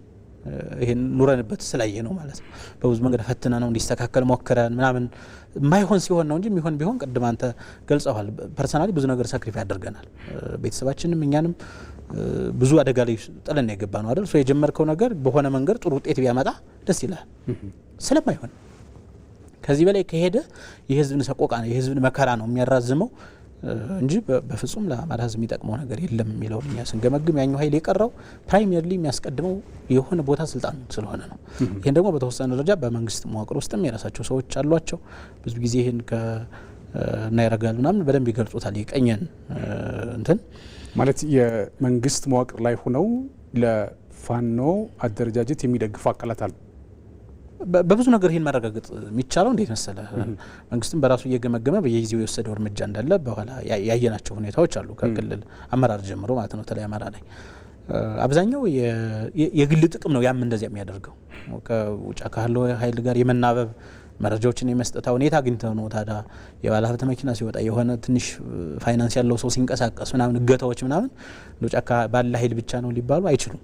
ከዚህ በተጨማሪ እኛም ከዚህ ከሰላም ስምምነት በኋላ በተለይ ባፈጻጸሙ ወደ ኋላ መጣለው አንዳንድ ቦታዎች ላይ ሆን ተብሎ ዲሌይ የማድረግ የመጣው ኃይል እንዲሰላች ጫካ ያለው ኃይል ከዚህ ምን ተምሮ ነው የሰላም አማራጭ ሊከተል የሚችለው የሚለውን ጥያቄ ስታየው አንዳንዶቹ እኛ ባካሄዳቸው ነው ያየን ኦኬ እንዲህ ይሆነ ነው ማለት ነው የሚል ያው ለእንትን ፍረጃ እንዳንቸኩል በሚል ነው። በቀጣይ ግን በደንብ መረጃዎችን ማስረጃዎችንም እያሰባሰብን ምን ሄድባቸው ጉዳዮች ይሆናሉና እንዲህ አይነት የመዋቅራዊ እንትን ተሰስሮችም ይስተዋላሉ ማለት ነው ባጭሩ። አሁን እነዚህ ቀደም ሲል የተጠቀስናቸው ለመንግስት የማይታዩ ሰዎች ናቸው ወይስ ምንድን ናቸው? ማለት በዚህ ልክ አንድም የአማራ ህዝብን ችግር ከማስፋት ወር ደግሞ ጊዜ እንዲጨምር ከማድረግ በዘለለ ምንም ጥቅም እንደሌላቸው እንግዲህ ካንተ በላይ ምስክር የለም እንግዲህ እንደገለጽክልኝ ማለት ነው። ሶ እነዚህ ሰዎች በመንግስት መዋቅር ላይ ሆነው ጸረ አማራ ህዝብ እንቅስቃሴ እያደረጉ ያሉበት ሂደት እንዳለ ነው እየተብራራ ያለው ወይ የነገርከኝ ማለት ነው። ምንድነው እሱ ነገር? እኔ በአብዛኛው የሚታየኝ የግለሰቦች ኔትወርክ ከተቋማዊ አሰራና ከተቋም ኔትወርክ ይልቅ የግለሰቦች ኔትወርክ ይሄን የሚያደርገው ይመስለኛል። ይሄ ኔትወርክ ባለሀብቶችን ያስተሳስራል፣ በዲያስፖራው ይተሳሰራል። ሳማውንትኑ ሲሄሉ ለማውሰብሰብ ይሞክራሉ። እኛ ግን አሁን አበበ ነው ከበደ ነው ምናምን ከሚለው እንትን ፍረጃና ውሳኔ በፊት በተግባሩ ነው የምናየው። ባካሄዱን ምንድነው አካሄዱን አይተው ሸክሙን ይቀሙታል የሚባለው ባካሄዱ ለሰላም በሚደረጉት ኮሚትመንቶች ለምሳሌ መጀመሪያ አካባቢ ሊወሰዱ በሚገባቸው ጥንቃቄዎች አሁን አንዳንድ ሁሉም ችግሮች መጀመሪያ አካባቢ እኛም ከመውጣታችን በፊት የሚያያዙት ከፌደራሉ ጋር ነው። ከፌደራሉ ጋር ብቻ አይደለም ጠቅላይ ሚኒስትሩ ጋር ነው ይሁን እንዲታዩ የሚፈልገው ማለት ነው። እንዲንጸባረቁ የሚፈልጉት ያሉ ችግሮች የሚገለጹበት መንገድ በዚያ አውድ ነው። እያንዳንዱ መዋቅር ተጠያቂነቱን ቢወስድ ከመጀመሪያ ጀምሮ አሁን ለምሳሌ ከሰሜኑ የህልውና ዘመቻ ተብሎ ከዚያ ከተመለሰውን ኃይል ባያያዙ ዙሪያ ከወረዳ ጀምሮ ነው ክፍተት ሲፈጠር የነበረው። ለተመለሱ ትጥቅ ያወርዱ ማለት ማሳቀቅ ምናምን እንትኖች ነበሩ። ይሄን የመንግስት ፖሊሲ የማስመሰል ቅድም ነግሬያለሁ። ልዩ ኃይል የፈረሰበት መንገድ የክልል አካባቢ ያሉ በወንጀል ተጠርጥረው ታስረው የነበሩ ሰዎች ከስር የሚወጡበትን ሁኔታዎች ስታያቸው የመንግስት መዋቅር ውስጥ ያንንትን የሚፈልጉት ሰዎች አሉ። አንዳንዶቹም የመንግስትን የፋይናንስና የደህንነት አቅም መጠቀም አለብን ብለው ኦፊሻሊ ይቀሳቀሱ ነበር። አሁን ቅድም ያልኩ ይሄ የመንግስት ፍላጎት ያላቸው ዘመኑ የኛ ነው ይሄ የገዳም አባቶች እንዲህ ብለዋል ምናምን እያሉ በምእመኑ ላይ ያልሆነ ጭብጥ ከሃይማኖት የሚያፈነገጠ ለራሳቸው የሚጠቅም አይነት እንቅስቃሴ የሚያደርጉ ሰዎችም ይሄን በተለያዩ የመንግስት መዋቅር ውስጥ የመጠቀም እንትን አላቸው በሰፊው እና አብዛኛው ነገር መንግስት እንዲገመግም ነው ከፌደራል ጀምሮ ይሄን እንትን የምንሰጠው። በእኛም ግን በሚገጥሙን እስካሁን ባስተዋልናቸው እንትኖች ውስጥ የምንደርስባቸውን ድምዳሜዎች በሚያስፈልገው መዋቅር ውስጥ እንትን የምናደርግ ይሆናል ማለት ነው። በጣም ጥሩ። ሃይማኖት ብለን አነሳን ቀደም ሲል። እንግዲህ እንደሚታወቀው እንደዚህ አይነት አደረጃጀቶች የሀሳብ ልዕልናን መሰረት አድርገው ምንም አይነት ትግል ቢያደርጉ ምንም ችግር አለበት ብዬ አላምንም ፐርሰናሊ። ምክንያቱም የሀሳብ የበላይነትን ለማረጋገጥ በርከት ላሉ ዓመታት ብዙ መስዋዕትነት ሲከፈል የመጣበት ሂደት ስለነበረ ማለት ነው። አሁን ደግሞ በግላጭ እንግዲህ ሌጂቲሜት የሆነ መንግስት ለመመስረት መሰረታዊ ነገር በምርጫ መወዳደር ነው። ሀሳብህን ርዕዮተ ዓለምህን አሳውቀህ በህዝብ ዘንድ ተመርጠህ ሀገር መምራት የሚቻልበት ፕላትፎርሞች እንዳሉ ይታወቃል። እንግዲህ አሁን ከዚህ በተቃራኒ ስንሄድ ነው ሌሎች ነገሮች የሚፈጠሩት ማለት ነው። ሀገርንም ህዝብንም ወገንንም የማይጠቅሙ ጉዳዮች ላይ ልንሰማራ የምንችለው ማለት ግን ትልቁ ነገር ደግሞ አሁን በተለይ ደግሞ በየአካባቢ የምንሰማቸው በእርግጥ የውጭ ጣልቃ ገብነት እንዳለ ግልጽ ነው። የነማን ኃይል እዚህ ጉዳይ ላይ ጣልቃ እንደሚገባ ይታወቃል። መንግስትም ይሄን በደንብ ያውቀዋል የሚል እምነት አለ። ሃይማኖት ከሃይማኖት ጋር የማጋጨት ነገሮች ነበሩ። አሁን ለምሳሌ የዚህኛው ሃይማኖት የሚባል ሰዎች እንደዚህ ተደረጉ የሚባል ነገር ይሰማል። ያ ማለት በተቃራኒ ያለው የሃይማኖት ተከታይ ወደ ግጭት እንዲገባ የማድረግ ሴራዎችም እንደነበሩ እንሰማለን። በተለያዩ ፕላትፎርሞች ይወጡ ስለነበረ ማለት ነው። አንድ የፋኖ ከፍተኛ አመራር ነው ይሄ አመራር የሰጠው ሀሳብ አለ እንግዲህ የተለያዩ የማህበራዊ ትስስር ገጾች ላይ በደንብ ሲሰራጭ ነበርና ለውይይታችን ግብአት ሊሆን ስለሚችል ዳክተር ፕሮፌሰር እሱን ብናየውና ዳይሬክተራችን ያስመለክተናል። ከዛ በኋላ ተመልሰን በዛ ጉዳይ ላይ እናወራለን። በተለይ ሃይማኖት ላይ ያለው ኮንስፒሬሲ ምን ይመስላል የሚለው ነገር እናያለን። እስኪ እንመልከት። ገበያ ወጥቶ በግም ሽጦ ይሁን እህልም ሽጦ ሲመለስ ከኪሱ የዘረፈው መንግስት የለም። አሁን ነው በገዛ ልጆቹ እየተዘረፈ ያለ። ልጨምር ለወንድሜ ደጋፊ ስለሆንክ ማለት ነው። ይህን ነገር ያዘውና ውሸት ከሆነ የምትጠይቀኝ የካህን ምሽት ዋሸራ ላይ አልተደፈረም። ሸበላይ ሆነ ካማቱ ገራ ጩጮ እየሰማኝ ነው አይደለ? ዋሸራ ላይ ካህኑን ምሽት አምጥተው ደፈሩበት። ልብ ብለህ ስማኝ። ይህ ነገር ይኸውልህ ውሸት ከሆነ ማለት ነው እኔ ማስረጃ ስለማመጣልህ ሰውየውንም ሰትዮቱን በቪዲዮ ስለማመጣልህ ነው። የካህኑን ምሽት ደፈሩበትና የግፍ ግፋቸው ካህኑን አስጠርተው ምሽትህ እንደዚህ ረክሳለች አርክሰናታልና ቤተ ክርስቲያን ገብተህ እንዳቀድስ አሉት። እንደገና እነሱ ተመልከት፣ የአማራ ነፃ አውጪ ማለት ነው።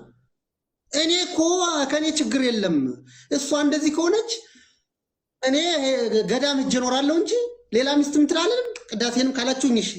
እነሱ ደፍረው ቤተክርስቲያኑ ከልክለው መንገራቸው ግን አንዳንዴ አመሰግናለሁ።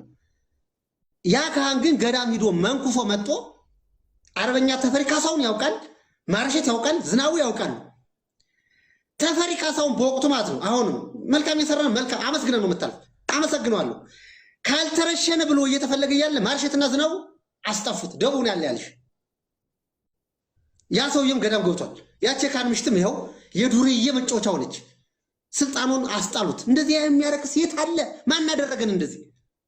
ይሄ ነው እኮ ነፃ የሚወጣ። ይህን ደፋሪ ነፃ አውጡ አሽወልቆ ሰዶ ፍቅሩ ሙሉ ሲመጣ እናትና ልጅ ደፍሮ መጣል። ተመልከተው፣ ትግሉ እየጠራ ነው ይላል። ትግሉ ግን ይኸውልህ እንደዚህ አይነት ጉድፋም ነው የያዘው። ቀደም ሲል የየነው ጉዳይ እንግዲህ ምናልባት ረዳት ፕሮፌሰር አንተም ስታብራራው ነበር፣ እውነት ለመናገር ማለት ነው። በተለይ ትግል ላይ ያለው እንቅስቃሴ ምን ይመስላል፣ በአማራ ሕዝብ ስም ምን ይደረግ እንዳለ የሚያሳዩ ነገሮችን አነስተናል።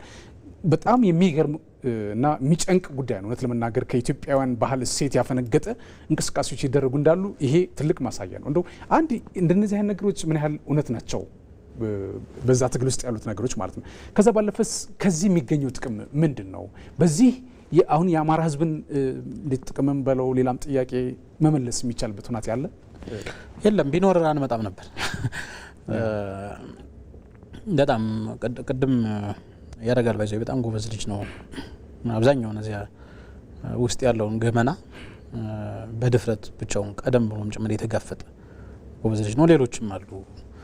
በተለይ ቅድም እንዳልኩ የአማራ ፋኖ በጎጃም አካባቢ ዘመነ በልዩ ሁኔታ የጎዳው ቀጠና ግን ደግሞ በስሙ የሚመለበት እንደ አማራ ይሞክራል። እንደ አማራ ሲያቅተው የሚሸወጠው ዘመነ ጎጃም ነው። ግን በሱ እንደ ጎጃም አካባቢ መከራ ያየ ዋጋ የከፈለ ህዝብ የለም፣ እንደ ህዝብ ማለት ነው። ብዙ ጉዶች ይወጣሉ። አንድ ጊዜ የሆነ ርዕሰ መምህር ሚስት ስትናገር ሰምተህ ከሆነ ባሏ እንዴት እንደተረሸነ ምናምን ነው።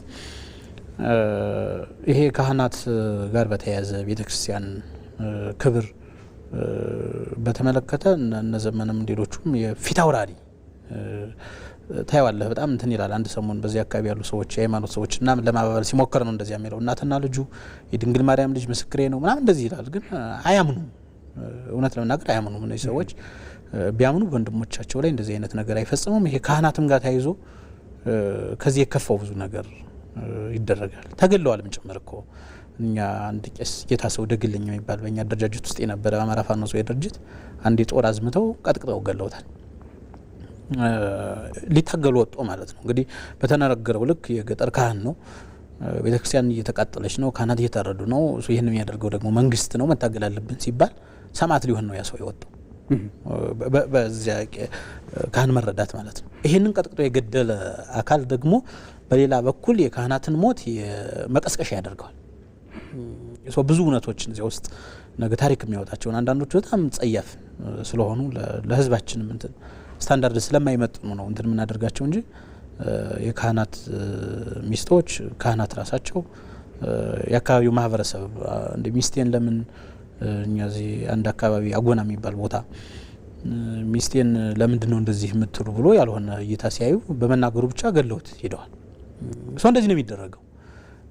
እና ቅድም እንዳልኩ ይሄ የወጣበት ስታንዳርድ አብዛኛው ከስራ አጥና አብዛኞቹ የፋኖ አመራሮች እኮ ለባንክ ዘበኝነት ምናምን ሲወዳደሩ የነበረና ያ ያልተሳካላቸው አሁን ግን 50 ሚሊዮን 100 ሚሊዮን ብር የሚያከማቹ ነው የተለያዩ ቦታዎች ላይ ፋብሪካዎች የሚከፍቱ ሰዎች ናቸው ማለት ነው። በእጃዙ አንዳንድ ጊዜ እንደዚህ አይነት ሰዎች በነገር ላይ መጡም ወደ መንግስት መጡ ከዚያም ቀሩ እንትን ናቸው። እና እኛ በሰላም ስምምነታችን ውስጥ አንዱ የሽግግር ፍትህ መስፈን ነው። በህዝቡ ከሴቶች እጅ ጣት ቀለበት አውጥቶ ከአንገታቸው ሀብል እየቆረጠ የወሰደ ኃይል ሁሉ እንደውም አንዳንዱ ቀደም ብሎ ነው ወደ መንግስት እጅ የሚሰጠው። እና በዚህ በስምነቱ የሚያልፈውንም ኃይል ጭምር ያስፈርጅብናል ብዙ ጊዜ። ከስምነትም በኋላ ጭምር እንዲህ አይነት ነገሮች ተመልሰው እንትን መባል አለባቸው፣ በደንብ ኢንቨስቲጌት መደረግ አለባቸው። እና ልንክስ ነው የሚለው ከባዱ ቃል እሱ ነው። በምን መንገድ ነው አይደለም ከሆነ ችግር ልናወጣው አይደለም እስካሁን የደረሰበትን ራሱ የአማራን ማህበረሰብ እንዴት አድርገን ነው በእኛ ውስጥ ቢኮዝ እናደርገውም አናደርገውም እኛም የዚያ አካል በዚያ ውስጥ ስላለፍ ሁልጊዜ የሚያሳስበኝ ነገር መቼ ነው ይሄ ህዝብ አንገቱን ቀና እንዲያደርግ እና ነፃ ሆኖ እንዲኖር። ልጆቻችን እንዴት ትምህርት ቤት ንላክ ብሎኝ የሚያውቅ አርሶ አደር አለ። ከምን ነው ነፃ የምታወጡን እናንተ? ልጆቻችን ሴት ልጆቻችን እንዴት አድርገን ነው ትምህርት ቤት የምንልከው? አቅም ያለው ልኮ ከርቀት ከተማ ያስተምራል። እዚህ አካባቢ ትምህርት ቢኖር እንኳን ተመላልሰው መሄድ ቢሞክሩ አብዛኛው ቦታ ላይ ያው ትምህርት የለም። በአብዛኞቹ እኛ በምንቀሳቀስባቸው ያው ጫን እያደረግን ብልጽግናም እየተባል ምንም እየተባል እንዲኖሩ ለማድረግ እንሞክር ነበር ፊትም እና እንደ ቢጀመርስ ትምህርት እንዴት አድርገን ነው ልጆቻችን አምነን የምንልክ? መምህራን እንዴት አድርገው ነው ገጠር ሄደው የሚያስተምሩት? ኤቭሪባዲ ጤና ሙያተኞች ቀበሌ ላይ ታች የሚሰሩ ተሳቆ ሁሉም በአፈሙዝ እየተስፈራራ በዚያ ጫና ውስጥ ያለ ስለሆነ እንዲህ አይነቱ ነገር እውነት ለመናገር እጅግ ነው የሚያሳዝነው። የተናገረው እውነት ሊሆን የሚችል ሌሎች ኬዞችን ስለማወቅ ይህን ኤግዛክትሊ ባላውቀውም አይሆንም ለማለት ግን የሚያስደፍር ነገር የለም። አሳዛኙ ፓርት ግን ሃይማኖት፣ ካህናት፣ ቤተክርስቲያን ደግሞ የዚህ ትግል መቀስቀሻ እንዲሆኑ ሲደረግ ነው እና የዋህ ምመንም ደግሞ አለ እውነት የሚመስለው ይሄ ኃይል አይደለም እንደው ትግሉ የእግዚአብሔር እጅ እኔ አይደለም የእግዚአብሔር እጅ የትራምፕ እጅም የለበትም እውነት ለመናገር በእንደዚህ አይነት ነውር በእንደዚህ አይነት መካካድ ውስጥ እግዚአብሔርንም ባለ ድርሻ ለማድረግ መሞከር እንደው አንዳንዱ የግብዝነት መገልጫም ጭምር አድርጌ ነው የምወስደው። ብዙ በዚህ አመለካከታቸው ለጊዜው ይሄን የማይረዱት እኛ የተሳሳትን የካድን ምናምን የሚመስላቸው ነገ ሲያውቁት ግን በመደገፋቸው ትንሽ ሳንቲም በማዋጣታቸው በሞራልም የዚህ ፓርት በመሆናቸው ብዙ የሚጸጸቱ ትልቅ ሰዎች በየቦታው በእርግጠኝነት ይኖራሉ ብዬ አስባለሁ። በዚህ ካህናትን ጭምር በውጭ አሉ የጓህ ይሄ በተለይ ከዚህ ከሎካል እንትኑ ከክፍለ ሀገሩ ጽንሰ ሀሳብ ራቅ ብለው ለብዙ ዓመታት የኖሩ ትልቅ አባቶችን በሚዲያ እያወጡ ሲናገሩ ምናምን ሰምታል እንዲያወግዙ መንግስትና የሚደረግበት መንገድ እኔ ቤተክርስቲያን አካባቢ ይሄ ካህናት ላይ ምናምን ችግር አለ የለም የሚለው እንትን ውስጥ ምንም ዳይላማ የለኝም። ያ ችግር እኔንም የሚካፋኝ ሰው ነኝ እንደ ግለሰብ። ግን ሃይማኖትና ፖለቲካንም የባሰ ነው። ያም ካለ እንዳልኩን አሁን ለምንድን ነው ቤተክርስቲያን አሁን ለምሳሌ ሂዶታ ያለ ብዙ ቦታ ላይ ህዝብ አወያየን የሚለው የፋኖ አመራር ቤተክርስቲያን እንደሆነ የሚቆመው ለምንድን ነው? እዚያ ላይ የትጥቅ ትግል መስበኪያ የምትሆነው ያኮራቱን የቻለ ሰማያዊ አገልግሎት የሚፈጸምበት ነው። አሁን የመንግስት ካድሬዎች የመንግስት ካቢኔ ቤተክርስቲያን ሲያስተምር ፖለቲካ ለምን ይባላል አይደለ? ለምንድን ነው ፋኖ የሚሆን አካል ሂዶ ሰንበት ላይ ህዝቡን ያልሆነ ነገር ሲጭን የሚውለው ያለምንም እንትን ማለት ነው ኮምፒታንት በሌለበት ሄዶ ህዝቡን ወደሆነ የማሳመጽ ነገር አቅቶት ያው የአማራ ህዝብ ግን ሚዛን ነው። እኔ ይሄን ሁሉ ያልፈዋል ብዙ ይሄን 3 አመት የቻለውን ነገር ብዙ ነገሮችን ወደፊትም እንደሚችል ብቻ ስለማስብ እንትናላለው እንጂ እጅግ የሚያሳዝን ብዙ ጉዳዮች ተፈጽመዋል። አጭሩ ትሄድ ማለት በህገ መንግስታችን እንደሚታወቀው እንግዲህ መንግስትና ሃይማኖት የተለያዩ ናቸው። በደንብ በግልጽ አስቀምጦታል እውነት ለመናገር ማለት ነው። ያ ማለት ባይ ዲፎልት ፖለቲካ ማለት ነው። ፖለቲካ በሃይማኖት ጉዳይ የሚጋበት ምንም አይነት ምክንያት አይኖርም። ሃይማኖትም በፖለቲካ ጉዳይ አይገባም። አፍተር ኦል ለሀገር ህልውና ለሀገር ሰላም የሚጸልዩ ተቋማት ናቸው ሃይማኖት ተቋማት ማለት ነው። ስለ ሰላም የሚሰብኩ ናቸው። በአንጻሩ ግን ይህ አደረጃጀት ቡድን የሃይማኖት ተቋማትን እንደ ግባት የመጠቀም አባዚዎች እንዳሉ ከሱም ተሰምተናል። እንግዲህ የሱ አንተም ራሱ ያብራራበት መንገድ አለና ለምን ዋይ ሃይማኖት ለምን ከሃይማኖት ውጭስ እንዴት ነው ሃይማኖት እንደ ግብአት ለመጠቀም የተፈለገበት ምክንያት ምንድን ነው የሚለው ነገር እስኪ ነው። አንዱ እንዳልኩ በይሄ የእንትኑ የሚታዩትን እንግዲህ ሸኔ የሚያርጋቸው የህወሓት ሰርጎ ገብ የሚያርጋቸው ራሱ በመንግስት መዋቅር ውስጥ ያለም እንደዚህ አይነት አጸያፊ ተግባር ይፈጸም ብዙ ቦታዎች ላይ እነዚህ ማናስተባበላቸው እንትኑ ተፈጽመዋል። ከቅዳሴ መልስ ይገደሉ ነበር ምናምን እነዚህ ለመቀስቀሻ ለአብዛኛው ምዕመን ሴንሲቲቭ ናቸው። ይሄን ግን ለምን እንደሚጠቀሙት የሚያውቁት ፊት ላይ የሚቆሙ ሰዎች ናቸው። አየው አስበው አይደለም አስበው ቢሆን ቅድም አሁን ያነሳውን የማነሳል ብዙ ኬዞች ጸረ ሃይማኖት የሆኑ ጉዳዮች ጸረ ባህል ጸረ ሴት የሆኑ ነገሮች ሲፈጸሙ ነው ማለት ይችሉ ነበር። በአንድ በኩል በጣም ሴንሲቲቭ ስለሆነ በሌላ በኩል ደግሞ በተለይ ኢትዮጵያ ውስጥ ሙስሊሙን ከክርስቲያኑ ፕሮቴስታንቱን ከሙስሊሙ እንደዚህ ያጋጫሉ ተብሎ የሚታሰቡ የሚመዘዙ ካርዶች አሉ እንጂ እኮ አሁን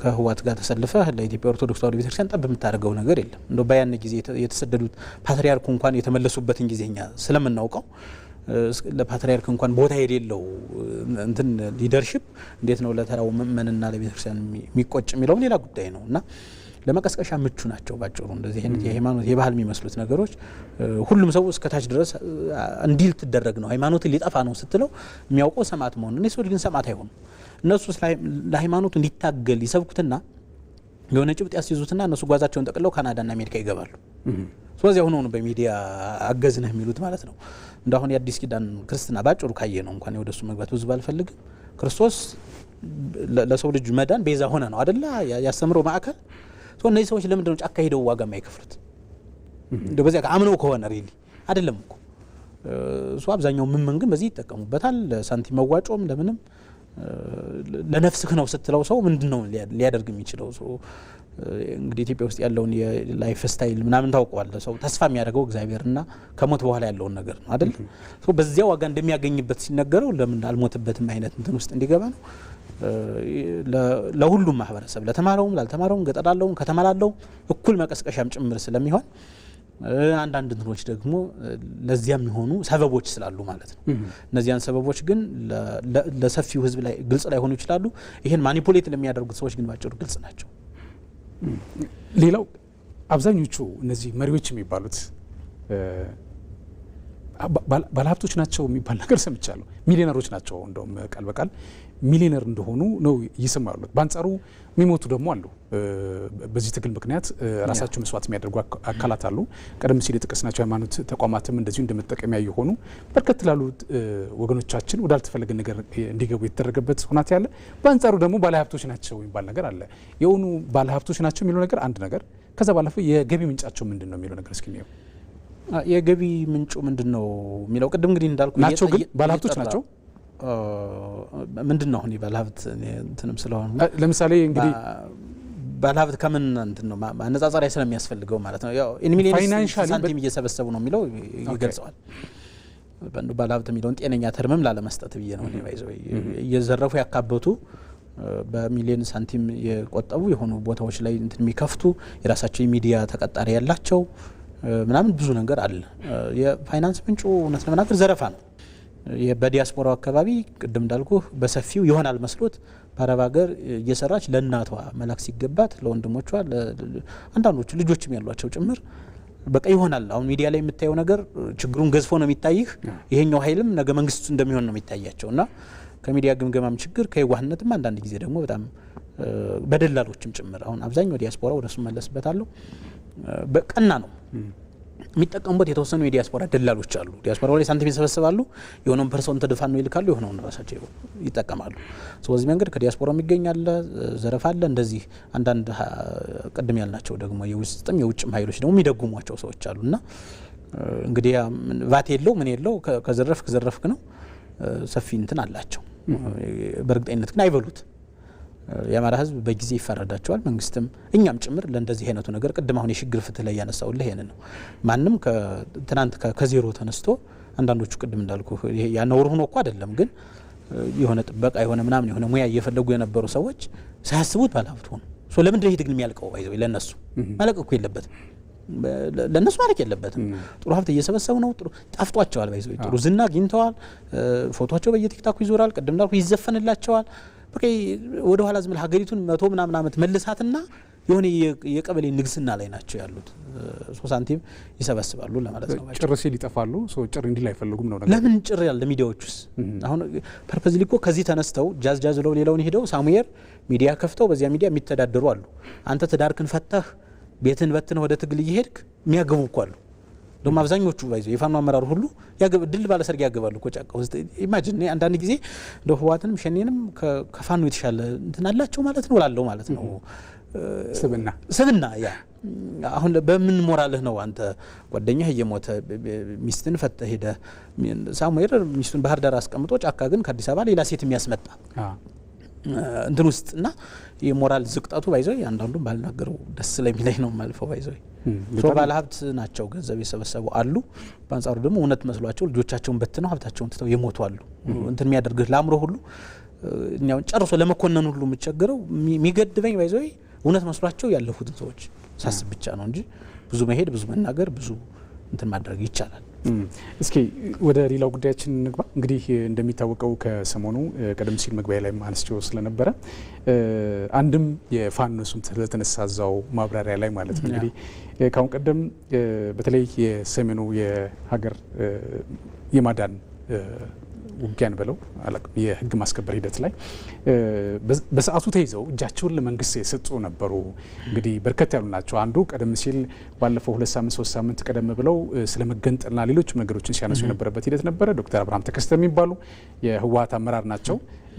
ከዛ ባለፈ ከሰሞኑ ደግሞ እንግዲህ የአምባሳደር አዲስ ዓለም ባሌማ የሚባሉ በወቅቱ እጃቸውን ሰጥተው መከላከያ መክሮ ገስጾ መንግስትና ህዝብ ይቅር ብሏቸው እንዲመለሱ የተደረገበት ሂደት ነበረ። በአንጻሩ ግን አሁን ጭራሽ ወደ 2ና 3ኛ ጦርነት እንዲፈጠር የማድረግና ያለመረጋጋት ሁኔታዎች እንዲፈጠሩ እሱ ብቻ አይደለም ከተለያዩ ኃይሎች ጋር ከፋኖም ጨምሮ ሌሎችም እንግዲህ የውጭ አካላት ከኤርትራው ፕሬዚዳንት ሻዕቢያ ጋር ግንኙነት እንዳላቸው ሲፈጥሩ ሲናገሩ የሰማንበት ሁኔታ አለ። ንግግራቸው እንዳለ ያው የተለመደ ነገር ነው ብለን እንውሰድ። ግን ደግሞ አንድ ትልቅ አነሱት ብዬ ያልኩትና የማይመስል ነገርም ስለመሰለኝ እዚሁም ያው ማረጋገጫ እንድትሰጠኝ ስለፈለኩኝ የፋኖ አደረጃጀት ያግዘናል የሚል ሀሳብ አነስተዋል። በእርግጥ ቀደም ሲል የጠቀስነው ወደ 33,000 የሚሆን የፋኖ አደረጃጀት ላይ የነበረ ኃይል ደግሞ የሰላም አማራጭ መርጦ ወደ ሀገር የመጣበት ሂደት አለና እንደው ከዚህ አንጻር የቲፒኤልኤፍ ሀሳብና ሀሳቤ ምን ያህል የሚያስኬድ ነው? በእውነት ይሄ ነገርስ እውን የሚሆን ይመስላል? እንግዲህ 1 2 3 4 እንዲያስብ እናደርገዋለን የሚል ሀሳብ አንስቶ ስለነበር ማለት ነው። አይ አብዛኛው የኢትዮጵያ ፖለቲካሊ ትንሽ ኢንጌጅመንቱ ያለው ማንኛውም አካል የህወሓትን ባህሪ ጥንቅቅ አድርጎ ያውቋል ብዬ ነው የማስበው። ከዚህ ቀረው በጫካ ያለው ከፋኖ ኃይል ጋር ያላቸው ህብረት እንዳልኩ የነሱ ሰዎች ስለሆኑ ብዙ ቢተማመኑባቸው አይገርመኝም። በመተማመን ደረጃ ማለት ነው የቀሩት ግን ምንድነው ችግሩ? አቅም የላቸውም አይደለም ያን የሚያደርጉበት ራሳቸውን እንትን የሚያደርጉ መሞት አይፈልጉም። በነገር ላይ እኔ ይፈራሉ እንዴ? አሁን ለምሳሌ ይወሰናል የሆነ እንዲ ውጊያ እናድርግ ምናምን ይባላልና አሁን አብዛኛው ሰራዊትም ስለሚመሰክር እንገባለን አብረን ለምን ለሌላው ሰው እንትን ያልከውን ሞት ለምንድን ነው ላንተ የምትሸሸው ነው። ይሄን በአንድ ወረዳ ርቀት ይሄን ማድረግ የማይፈልጉ ሰዎች ግን ደግሞ ስለ ትግሉ ጽናት ስለ ኮሚትመንት አሁን እኛን ሲተቹ ምናምን አንዳንዴ ስሰማ ጽናት እንደሌለን አዚፍ ምናምን ነው የሚያወሩት። ግን ጽናት ምንድን ነው? አፍተር ኦል በማይሆን ነገር ውስጥ የቆመርክ የሰው ልጅ እያስበላህ ነው ወይ መስኖረው ነውና አቅም የላቸውም። ሌላኛውና በጣም ክሪቲካል ፖይንት ግን ምንድነው የነሱ የሚያስቡት እገዛ የህወሓትና የፋኖ ትስስር መሰረት የማይይዝበት አሁንም እዚያ ውስጥ ሆነው የተሻለ ውጊያ የሚያደርጉት ልጆች በእርግጠኝነት ከህወሓት ጋር አይሰለፉም። እንደ ጎንደር እርግጠኛ ሆኜ መናገር ስለምችል በእርግጠኝነት የሚሰለፉት ይሄ እንነግሳለን ብለው የሚያስቡት የሆነ የጥቅም ምናምን ምንጫቸው አድርገው እንትን ያደረጉት ናቸው እንጂ አብዛኞቹ እኛንም ከመንግስት ጋር ያደረጋችሁት ስምምነት የት አለ ተግባራዊነቱ ምናምን ብለው ቻሌንጅ የሚያደርጉ ለህዝብ የሚጠቅመው እንትን የት ነው እናንተስ? አንዳንዶቹ ደግሞ ይሄን ቀደም ሲል ነበር ቀሚስ አልብሰው በኤአይ የሚለጥፏቸው ምናምን ትልቅ ጉዳይ ሆኖባቸው በቃ ተሸነፉ ላለመባል የሆነ እልህ ውስጥ ያሉ ናቸው እንጂ ከህወሓት ጋር ግን ፈጽሞ አይሰለፉም። ራሳቸውን አግለው ቢሆን በጫካም በምንም ይበጠው ናቸው የሚሆኑት።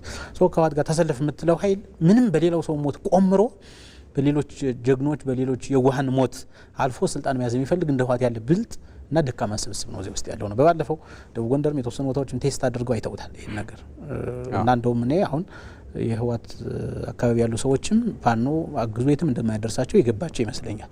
ሻዕቢያ ይሄን ገምግሟል። ውሸታችሁን ነው ምንም ግዳጅ አትፈጽሙም አይነት ነገር ጥሞት ነው። ቅድም እንዳልኩ አብዛኛው ላይፉ እየጣፈጠው ስለሆነ እዚህ ያለው ለምንድን ነው ኦቨርሂድ የሚሞተው? የሚሞት ቢሆን እኮ አሁን አንዱ የወጣበት ርስቱን ነው እንዴ ለህወሓት አስረክቦ እንግዲህ አንተ የገለጽከው ቅድም ኮር ፖይንትም እንዳለ ለተፈናቃይም ለትግራይም ጉዳይ አስቦ እንዳልሆነ ህወሓት በኮቴሽን ውስጥ ይዘ ነው። የመጀመሪያው ነገር ግን ከዚህ በፋኖ በኩል ያለው ለምንድን ነው ሊታገልበት የወጣውን አጀንዳ አስረክቦ የሚታገለው ነው። ከፌዴራል መንግስት ጋር አፍተሮን ምን አለው?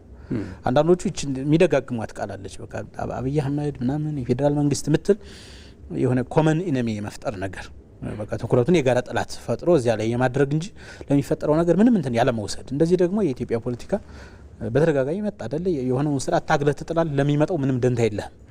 በእንደዚህ አይነት እንትን ሙቭ ውስጥ የማስገባት ፍላጎቶች አሏቸው። በእርግጥ ግን የሚጠብቁት አይነት ግንኙነት ቅድም እንዳልኩ በሁለቱም በኩል ማጋነን አለ። በአማራ ጫካ ውስጥም ተደብቆ ያለው ተስፈኛ ህወሓት አምጥተው ሚኒስትር ሲሆን ምናምን የክልል ፕሬዚዳንት ሲሆን ነው የሚታየው ቅዠት ላይ ነው ያለው። ህወሓትም ደግሞ ያን ኃይል ተጠቅማ ብትችል 4 ኪሎ መግባት ባትችል ደግሞ በዚህ ኃይል ላይ ድርድር ማድረግና ነገ በካልቾ ነው የምትለው ከፌዴራል መንግስቱ ወይም ከሌላው አካል ቀድማ ጠላት አድርጋ የምትፈረጀው አካል ማን እንትን አደረገውና ነው አሁን ይሄ የመጣው የለውጥ መንግስት በአማራ ክልል ላይ እንዲህ አይነት ችግር አለ ብለህ ከወሰድክ እኮ ለዚህ ሁሉ ኮዙ ህወሓት ነው። በምን በህልማቸው ራስ ከህወሓት ጋር መሰለፍ የማይፈልጉ ግን ብዙ ልጆች በዚያ ውስጥ አሉ ለማለት ነው። አይሆንም አሁንም ጭምር ከፍተኛ የሆነ እኔ በቅርብ በጣም አሰቃቂ ዘግናኝ የሆኑ ጉዳዮችን ልንሰማ እንችላለን። ይሄ በርስ መጠፋፋትም ህወሓት ሳይመጣ ገና ህወሓት ይመጣል አይመጣም አይነት እንትን ውስጥ አሉ። አሁን ውስጥ ላይ ከፍተኛ የሆኑ እንትኖች አሉ ያሉት ነገር አሁን አንዳንዱ ከኛም ጋር መሰረታዊ ሀሳብ ልዩነት ኑሮበት አይደለም እኮ ኦቨርናይት ማይመጣው ነገሩን ቀድሞ የመረዳትና ያለመረዳት ነው ሊሆን የሚችለው ነገር አንዳንዶቹ እውነት አልመሰላቸውም።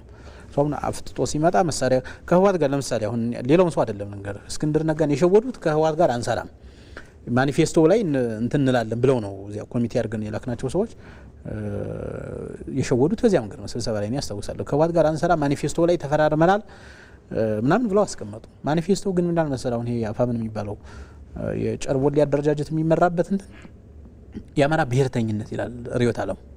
አሁን ምን ማለት ነው ይሄ? አሁን ቅድም ከህወሓት ጋር ምን ያመሳሰላቸዋል ያልከኝ ባይዘ እኔ እስከ መገንጠል ሁሉ ይመስለኛል። አንዳንድ ጊዜ አሁን ይሄን መገንጠል ብትለው ለአማራ ህዝብ እንደታገኙ በአንድ ቀን ነው የሚተፋ አያስበውም ከኢትዮጵያዊነት እንትን መውረድ ማለት ነው። ያው በጥያቄው በዚህ መሰባሰቡንም ጭምር አንዳንዶቹ እንደ መውረድ እዚህ እምቢ ብለው የቀሩም እኮ አሉ አክቲቭሊ በኢንጌጅመንት የነበራቸው። ግን የአማራ ብሔርተኝነት ማለት አንቀጽ 39 እኮ በተዘዋዋሪ መደገፍ እኮ ነው። የአማራ ብሔርተኝነት ርዕዮተ ዓለም ሆነ ርዕዮተ ዓለም ይሄ የሆነ አካል ከማን ጋር ነው የሚሰራው? ባይዘ አንድን ድርጅት ዲፋይን የምታደርገው በርዕዮተ ዓለሙ የአማራ ብሔርተኝነቱን ርዕዮተ ዓለም ካለ በኋላ ከጅዋር ጋር ምንድን ያለው ጉዳይ ከህወሓት ጋር ያለው ጉዳይ ምንድን ነው?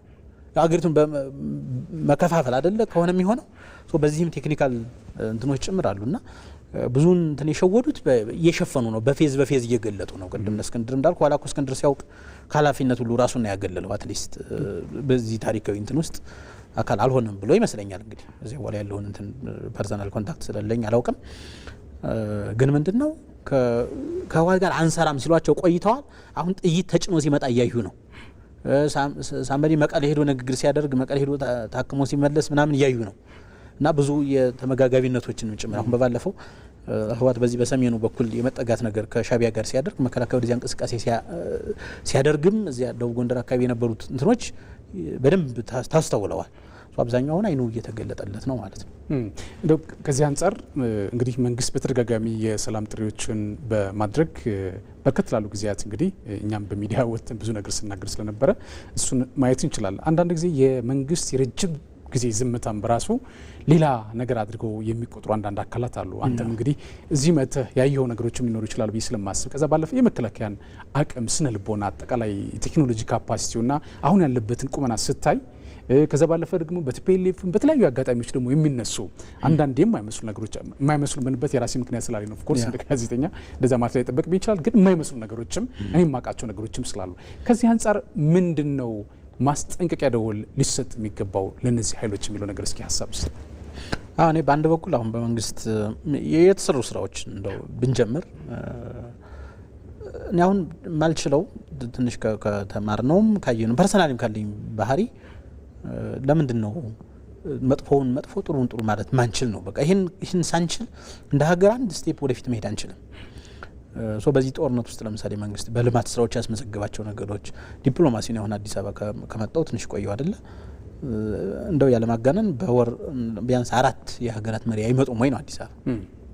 ይሄ ከዲፕሎማሲ እንትን አንፃር መቼም ይሄ ተራ ነገር አይደለም። እንደዚህ አይነት እንትኖች ማለት ነው የቀጠናውን ሁኔታ እያየነው ነው ምናምን የመካከለኛው ምስራቅ አካባቢ ያለውን ችግር በዚህ መሀልም ውስጥ ሆኖ ሀገራችን ከብዙ እንትን በኋላ የሆነ ከፍተኛ የሆነ የዲፕሎማሲ እንትን ውስጥ ፓርቲሲፔት እያደረገች እንዳለ ነው የሚሰማኝ። በልማት ስራዎችም ቅድም እንዳልኩት በጣም ብዙ ስራዎች እየተከናወኑ ነው። በጣም ብዙ ስራዎች እውነት ለመናገር ነው። አሁን ጎንደር አካባቢ ያለው እንደ ምሳሌ ላነሳ እችላለሁ። ላለፉት 40-50 ዓመታት ጭምር ከተሰሩት ስራዎች እጅግ ደስ የሚሉ ስራዎች ናቸው አሁን የተሰሩት። መገጭ ወደ 20 ዓመት ምናምን የተጠጋ ነው የሚወስደው።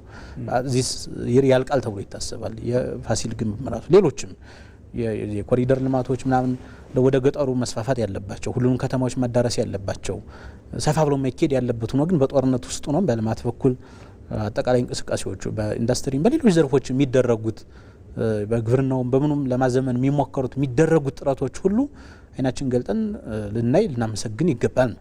ይሄ ማለት እኮ መንግስትን በሁሉ ነገር ጭፍን ለመደገፍ አይደለም። ላይክ የሚኖሩትን ጉድለቶችን በዚያ ልክ ነው የምንሄደው ማለት ነው። ከዚህ ጋር በተያያዘ ሌሎች አቅሞችን ጭምር በዚያ ልክ ማድነቅ ያስፈልጋል። የመንግስት ተደጋጋሚ ሰላም ጥሪ ስምምነት ና የሚሉት እንትኖች ዳይላማዎችን ብዙ እንትን ማድረግ አልፈልግም። እኔ የማውቀው እንደ አማራ ፋኖ ህዝባዊ ድርጅት ከመንግስት ጋር ስምምነት አድርገናል ነው። ከዚያ በፊት በጥሪም ይሁን በተለያዩ ተርሞች አሁን የማይፈልጉ ታጣቂው ኃይል የማይፈልጋቸው ፕራክቲካል ግን ከዚህ ያልተለዩ አንዳንድ እንትኖችም አሉ። ይሄ እጅ መስጠት ምናምን የሚሉ አገላለጾችን ብዙ እንትን አይሉም፣ ዲስተርብ ያደርጋሉ። እንትን አለው ኃይል በጦርነት ውስጥ ግን የሚገጥሙ ነገሮች ናቸው። መማረክም እጅ መስጠትም መስማማትም ምናምን አሉ። ይሄ ሰፋ አድርጎ ለሚረዳው ኃይል ብዙ ችግር የለውም። በሱ ሂደት ውስጥ አሁን እኛም ስምምነት ለማድረግ በሞከርናቸው ሙከራዎች አንዳንዶቹ ሲክዱ ፊት ለፊት መጣው ለምሳሌ ስምምነቱን እኛን ብዙ ርቀት ወስደውን ከዚያ በኋላ ወደ ኋላ የሚመለሱ አሉ። እንደውም እኛን ከጀርባ ለማስመታት ብልጽግና ምናምን ብለው ሁሉ ብዙ ታርጋ የለጠፉብን ግን ፊት ለፊት ብዙ ርቀት የሄዱ ሰዎች ነገስማቸውን እየጠራን ከዚህ እንትናቸው ተቆጥበው ምናልባት የሰላም መንገድ የሚመርጡ ከሆነ እኛም የተለየ እዳላ ለመሆን ነው እንጂ ብዙ ምን ሄድባቸው ግለሰቦችም ስብስቦችም እንዳሉ ሆነው በተለየ መከላከያ ተቋም ሌሎች የፌዴራል ሰላም ሚኒስቴር የመሳሰሉት የፌዴራል መስሪያ ቤቶች የፌዴራል ተቋማት በዚህ ሂደት ውስጥ ሰፊ ጥረት ሲያደርጉ እንደቆዩኝ አመሰግናለሁ። በአደረጃጀትም ደረጃ አሁን ያለው የመከላከያ አደረጃጀት ሪሊ ኢትዮጵያዊነት ፊልም የምታደርገው እዚህ አካባቢ ነው። አልመሰለኝም እውነት ለመናገር በአካል እስክንገናኝ ድረስ እዚያ ፊትም ኮሚኒኬሽን መስመርም ስለሌለኝ አልመሰለኝም ሁሉ እንደዚያ ያየናቸው ነገሮች የሚበረታቱ ናቸው ነው። ከዚህ በተጨማሪ ግን ብዙ ርቀት መሄድ ያስፈልጋል። አሁን ቅድም ያልናቸው ማንም ወንጀል ይስራ ምንም ያደርግ ይሄ የመንግስት ተቀዳሚ ኃላፊነት ነው። ህዝብን በየትኛውም ቀጠና ሰላም የማድረግ አሁን መንግስት ከዚህ ጫካ ያለ ኃይል ጋር ትከሻ ለትከሻ የሚለካካ አካል መሆን የለበትም። አይ እነሱ ስላሉ እኮ ነው ማላለመው እነሱ ስላሉ ነው ህዝብ የሚሰቃየው ብሎ ሪዝና ወት ሊያደርግ አይችልም። ይሄን ኃይል ማምጣትም ኤክስትራ ማይል ሄዶ ማጥፋትም የመንግስት ኃላፊነት ነው ሊሆን የሚችለው ማለት ነው። ያልሆነ ፎልስ ባላንስም እየተሰራ ለረጅም ጊዜ ህዝብ በሰቆቃ ውስጥ መኖር ስለሌለበት ማለት ነው። እና መኬድ ያለባቸው ርቀቶች አሉ። እኛ አብዛኛው ጉዳያችን የአማራ ክልል መንግስትም ጋር ስለሆነ እዚያም ላይ የምንሰጣቸው የዕለት ተዕለት ፊድባኮች አሉ። እንዳሁን ካሉት ጫናዎች ምናምን አኳያ እንዳልቸኩል ምንም ማለት ለጊዜው አልፈልግም፣ ግን የምናስተውላቸው መዘግየቶች አሉ አንዳንድ ጉዳዮች ላይ እና የህዝብ ጥያቄዎችን እግረ መንገዱን መመለስ እና ሰፊ ስራዎችን መስራት እንዳሉ ሆነው ግን ያየናቸው ያስተዋልናቸው የተቋማት በተለይ እንደ መከላከያ እኛ እጅግ የምናመሰግነው እንቅስቃሴ ነው ያለው እስካሁን ማለት ነው። ሌሎቹን ደግሞ እንግዲህ ወደፊት እያየን ዲስከስ የምናደርግባቸው ይሆናል። ግን እንደ ከፍተኛ የአማራ ፋኖ አመራር በተለይ አሁን ላይ ኢትዮጵያን ላልተፈለገ ጦርነት ለመክተት በተደጋጋሚ የተለያዩ ድብቅ ብለው ባሰቡት ፕላትፎርም የተለያዩ ሀሳቦችን እየሰጡ ነው። ጦርነት እንደሚፈልጉት እየተናገሩ ነው። በአጭር ጊዜ ውስጥ እንጨርሳለን የሚል ቅድም አላቸው እውነት ለመናገር ማለት ነው። እና ከዚህ አንጻር እንደ ከፍተኛ የፋኖ አመራር በተለይ ቲፒኤልኤፍ ለሚያነሳው ጉዳይ ምን ማስጠንቀቂያ ያዘል መልእክት መናገር ትችላለህ እያሱ? በብዙ መንገድ እንትን ነው ከህዝብ የተነጠለ ኃይል ነው ቲፒኤልኤፍ እንዳጋር የሚፈልገው ስብስብም ማለት ነው። በአማራ ጫካ ውስጥ የሚገኘው ከህዝብ ኮዝ የተነጠለ ኃይል ምንድነው ሊያደርግ የሚችለው ነው።